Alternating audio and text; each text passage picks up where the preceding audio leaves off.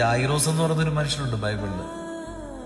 അദ്ദേഹത്തെ നമുക്ക് കാണാൻ പറ്റുന്നത് അദ്ദേഹം ഈശോയുടെ കാക്കൽ കിടന്നുകൊണ്ട് ഈശോയോട് തൻ്റെ കുഞ്ഞു മകളെ രക്ഷിക്കണമെന്ന് അപേക്ഷിക്കുന്നതായിട്ടാണ്.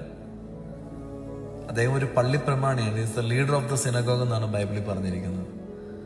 അത്രയ്ക്ക് വലിയ പൊസിഷനുള്ള ഒരാളൊന്നും ഈശോയുടെ കാക്കൽ വന്നിങ്ങനെ കേണപേക്ഷിക്കൊന്നുമില്ല.